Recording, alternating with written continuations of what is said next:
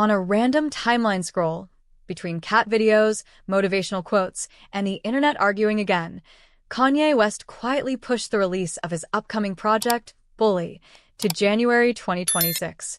Bully was initially anticipated sooner, riding the wave of Ye's recent creative bursts and public reemergence. Fans were ready. Social media was primed. Think pieces practically pre-written. Then came the shift. January 2026. Kanye delays aren't accidents, they're statements. And historically, they've often signaled something far deeper than missed deadlines. So what's really going on here?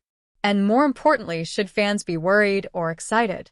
Kanye has delayed more albums than most artists have released.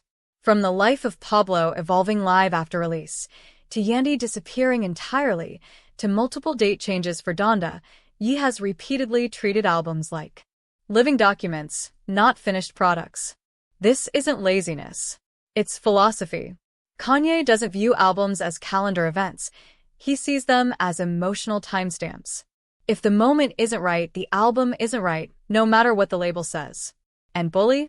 Even the title hints at confrontation, intensity, and provocation.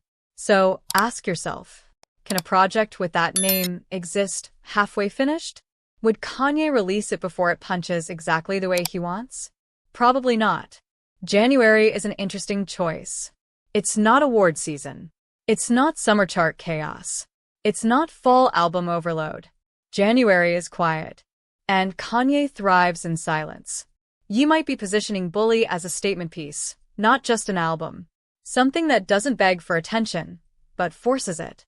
Bully could be Kanye wrestling with that image, turning criticism into concept. And if that's true, rushing the project would actually miss the point. Delaying Bully could mean he's reworking the message. He's ensuring the sound shocks. He wants it to land painfully accurately. Would you rather have a rushed Kanye album or a terrifyingly intentional one? Fans invest emotion, anticipation, and time. Delays can feel disrespectful, especially in an era where artists drop projects overnight without warning.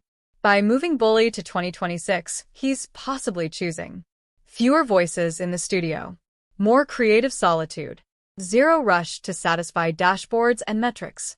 That's risky, but it's also how classics are made.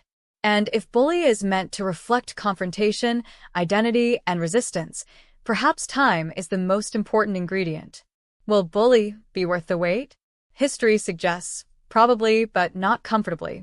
Kanye albums rarely arrive quietly, and they rarely leave unchanged listeners behind.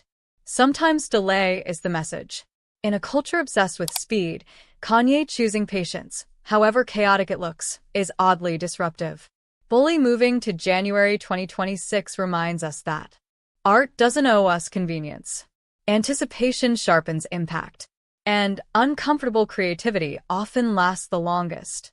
So instead of asking when, maybe we should focus on why. What do you think this delay means? Is Kanye perfecting a classic?